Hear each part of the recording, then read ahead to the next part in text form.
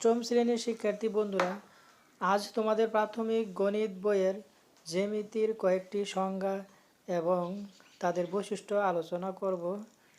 এগুলো প্রান্তিক মূল্যায়ন পরীক্ষায় আসতে পারে, এগুলো তোমরা বেশি বেশি অনুশীলন করবে। যেমন প্রথমে বর্গ, যে আয়তের চারটি বাহু সমান তাকে বর্গ বলে। যেমন একটা বাহু, দুইটা, তিনটা, চারটা বাহু, প্রত্যেকটা বাহুর পরিমাণ 4 সেন্টিমিটার নিয়ে এই বর্গটি এঁকেছি। তাহলে চিত্র ক, খ, গ, ঘ একটি বর্গ। এর বৈশিষ্ট্য: বর্গের প্রতিটি বাহু সমান ও সমান্তরাল। যেমন এই বাহুর সাথে এই বাহু সমান এবং সমান্তরাল, আবার এই বাহুর সাথে এই বাহু সমান এবং সমান্তরাল। 2 নম্বর বৈশিষ্ট্য: এর প্রতিটি কোণ সমান। 3 নম্বর বৈশিষ্ট্য: প্রতিটি কোণের পরিমাপ 90 ডিগ্রি। তারপর আমরা আয়ত সম্পর্কে বলবো।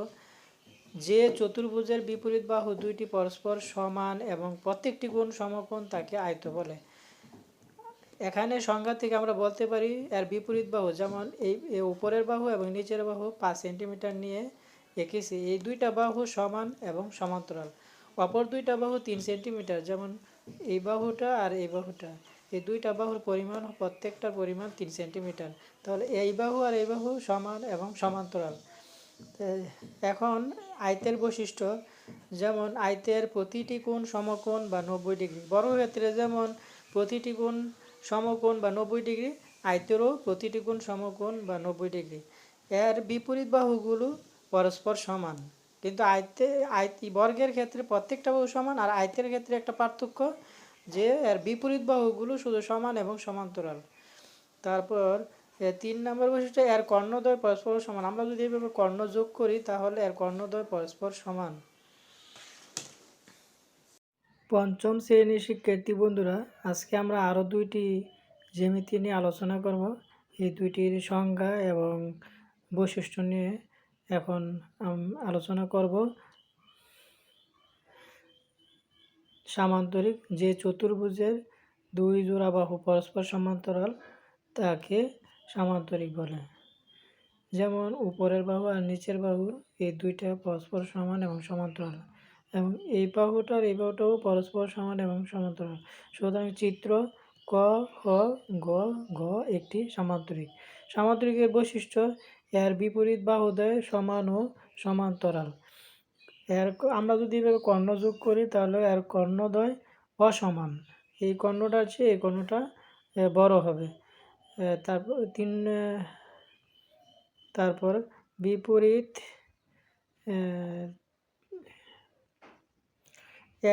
এর বিপরীত বাহুদ্বয় সমান ও সমান্তরাল। কর্ণদ্বয় অসমান, যেমন এই কর্ণর চেয়ে এই কর্ণ ছোট। 3 বিপরীত কোণদ্বয় সমান, যেমন এই কোণের সাথে এই কোণ সমান হবে, আবার এই কোণ যতটুকু হবে এই কোণ ততটুকু হবে, এজন্য বিপরীত কোণদ্বয় সমান। করব ট্রাপিজিয়াম সম্পর্কে। ট্রাপিজিয়াম: যে চতুর্ভুজের একজোড়া বাহু পরস্পর সমান্তরাল তাকে ট্রাপিজিয়াম বলে। যেমন এই চিত্রটার ক্ষেত্রে, এই চতুর্ভুজের ক্ষেত্রে উপরের বাহু এবং নিচের বাহু সমান্তরাল দেখা যাচ্ছে কিন্তু অসমান, আর সেই জন্য ক, খ, গ একটি ট্রাপিজিয়াম। তো ট্রাপিজিয়ামের বৈশিষ্ট্য: ট্রাপিজিয়ামের একজোড়া বাহু সমান্তরাল কিন্তু সমান নয়। 2 বিপরীত কোণ সমান নয়, যেমন এই কোণের সাথে এই কোণ আর এই কোণের সাথে এই কোণ। আমরা লক্ষ্য করলে দেখতে পাই যে এই কোণগুলো এটার সাথে এটা যেমন সমান না, এটার সাথেও এটা সমান নয়, এর বিপরীত কোণ সমান নয়। পঞ্চম শ্রেণীর শিক্ষার্থী বন্ধুরা, তোমাদের প্রাথমিক গণিত বইয়ের প্রথম ও দ্বিতীয় অধ্যায় থেকে যেভাবে সংক্ষিপ্ত প্রশ্ন আসতে পারে তার কিছু নমুনা আজকে আলোচনা করব। যেমন 1 2 অঙ্কের বৃহত্তম সংখ্যা কত যদি বলে, তাহলে 1 অঙ্কের বৃহত্তম সংখ্যা একটি নয়, আর 2 অঙ্কের বৃহত্তম সংখ্যা হবে দুইটি নয়, অর্থাৎ 99। 2 নম্বর, 3 অঙ্কের ক্ষুদ্রতম সংখ্যা কত? 3 অঙ্কের ক্ষুদ্রতম সংখ্যা, উত্তর 100।